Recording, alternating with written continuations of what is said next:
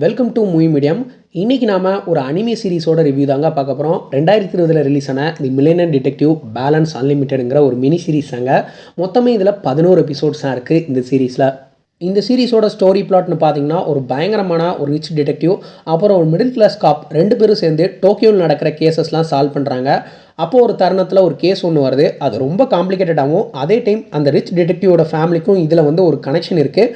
அது என்ன கனெக்ஷன் ஆகுது, அதை இவங்க சால்வ் பண்ணாங்களா இல்லையா, அது மட்டும் இல்லாமல் இந்த ரிச் டிடெக்டிவ் நிறைய கேசஸை வந்து அவரோட காசை வச்சு இன்ஃபர்மேஷன்லாம் கலெக்ட் பண்ணி இவரும் அவரோட ஃப்ரெண்டும் சேர்ந்து 2 பேரும் இந்த எந்த ஒரு காம்ப்ளிகேட்டடான கேஸாக இருந்தாலுமே சால்வ் பண்ணிடுவாங்க. ஆனால் அவரால் இந்த கேஸை வந்து சால்வ் பண்ண முடியல. ஏன்னா அப்படி ஒரு சிக்கலான கேஸில் வந்து இவங்க 2 பேரும் மாட்டிக்கிறாங்க. கடைசியாக அவங்க இந்த கேஸை வந்து எப்படி சால்வ் பண்ணாங்க, அதுதான் அந்த ஸ்டோரியோட மொத்த கதையே. எனக்கு வந்து இந்த வெப் சீரிஸ் வந்து நல்ல இன்ட்ரெஸ்டிங்காக தாங்க போச்சு. அந்த டிடெக்டிவ் விஷயங்கள் அப்புறம் கிளைமேக்ஸ் ட்விஸ்ட்லாம் ரொம்பவே அன்பிரடிக்டபுளாக இருந்தது. ஒரு 4 எபிசோட்ஸ் வரைக்கும் தாங்க வேறு கேசஸ் இருக்கும். அதுக்கப்புறம் இந்த மெயின் கேஸ்க்குள்ளே வந்தோன்னே செம்ம இன்ட்ரெஸ்டிங்காக போச்சு இந்த வெப் சீரிஸு. கண்டிப்பாக ஒரு பார்க்க வேண்டிய ஒரு அனிமே சீரிஸு. அது மட்டும் இல்லாமல் ஒரு டிடெக்டிவ் மிஸ்ட்ரி த்ரில்லர் பேஸில் இருந்தது. நல்லா கண்டிப்பாக உங்களுக்கு வந்து இந்த சீரிஸை வந்து ரெக்கமெண்ட் பண்ணுவேன். ஒரே ஒரு வருத்தம் என்னென்னா லிமிட்டட் சீரிஸாக போயிடுச்சு.